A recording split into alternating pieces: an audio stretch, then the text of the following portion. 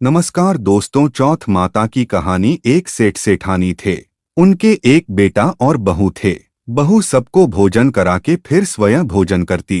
एक पड़ोसन ऐसी भी थी जो रोज पूछती कि बहू आज क्या बनाया खाया है। बहू कहती ठंडो बासी। एक दिन उसके पति ने ऐसा सुनकर विचार किया कि आज तो पकवान बनाए जाएं।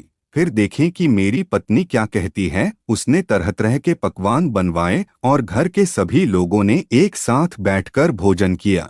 आज भी पड़ोसन ने पूछा तो बहू ने कहा ठंडो बासी। सेठ के लड़के ने सोचा वो न हो कोई बात अवश्य है जिससे कि मेरी पत्नी ऐसा कहती है। उसने पत्नी से पूछा तुम रोज ठंडो बासी खाया ऐसा क्यों कहती हो, जबकि हम सबने एक साथ बैठकर कई तरह के पकवान खाए।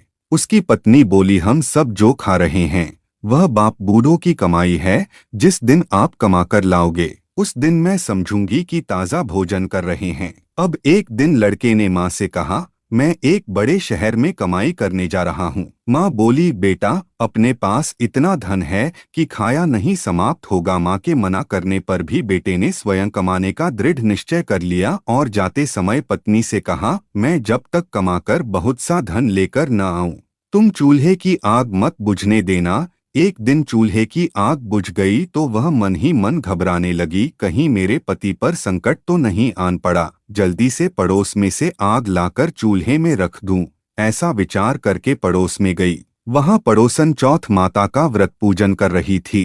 पड़ोसन ने कहा थोड़ी देर में आकर ले जाना। बहू ने पड़ोसन से पूछा आप यह व्रत क्यों करती हैं, इससे क्या मिलता है। पड़ोसन ने कहा चौथ माता के इस व्रत को करने से अन्नलक्ष्मी मिले और अपनी मनोकामना पूरी हो। अब बहू भी चौथ माता का व्रत करने लगी। दीवार पर चौथ माता बनाई। उस दिन घी गुड़ का चूरमा बनाकर रात्रि को चंद्रमा को अर्घ्य देकर भोजन करती। ऐसा करते करते बहुत दिन हो गए। चौथ माता ने उस बहू के पति को सपना दिया कि साहूकार का बेटा तू जागे कि सोवे, तेरी पत्नी बहुत याद कर रही है, घर जाकर उसकी चिंता मिटा। तू दुकान खोलकर कंकु केशर का पगलिया बना के बैठ जाना, आज तेरा हिसाब किताब चुकता हो जाएगा। अब तो चौथ माता ने जैसा कहा था वैसा ही हुआ। उसने घर जाने की तैयारी की और गाड़ी भर के धन दौलत लेकर चल दिया। रास्ते में एक बड़ा सा काला नाग फन फैलाए बैठ गया और कहने लगा आज तो मैं तुझे डसूंगा, छोड़ूंगा नहीं, आज तेरी आयु पूरी हो गई है। सेठ ने लड़के से कहा आज चौथ माता ने मुझे सपना दिया तो मैं पत्नी से मिलने घर जा रहा हूँ। वहाँ मेरी पत्नी बहुत चिंता कर रही है, मैं उससे मिलकर जरूर आऊंगा, तब तुम मुझे डस लेना।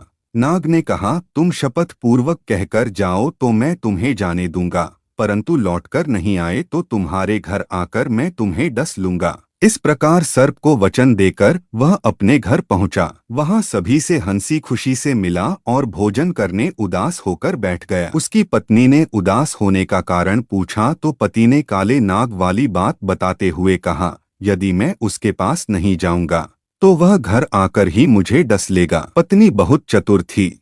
उसने कहा कि आप घबराओ नहीं, लेट जाओ, मैं एक उपाय करती हूँ। पत्नी ने कमरे की 7 पेढ़ी सिड़ाव धोई।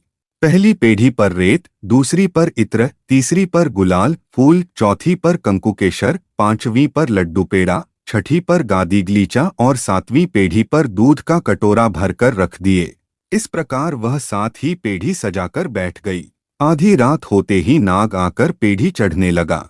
पहली पेढ़ी पर रेत में लौट गया और कहने लगा कि सेठ की बहू ने आराम तो बहुत दिया पर वचनों से बंधकर आया हूँ सो डसूंगा अवश्य ही। इसी प्रकार 7 पेढ़ियों पर नाग आराम करता हुआ और कहता हुआ कि डसूंगा जरूर कमरे में जाने ही वाला था कि चौथ माता ने विचार किया कि मैं इसे नहीं बचाऊंगी तो संसार में धर्मक्रम और व्रत पूजन को कौन मानेगा। अब तो गणेश जी, चंद्रमा जी और चौथ माता ने उसे बचाने का विचार किया। चंद्रमा जी ने उजाला किया, चौथ माता ढाल बनी और गणेश जी ने तलवार लेकर नाग को मार दिया और ढाल से ढक दिया। अब बहू भी थकी हारी सो गई। दिन उगा तो लोग बेटे से मिलने आए, परंतु बेटा बहू तो उठे ही नहीं थे।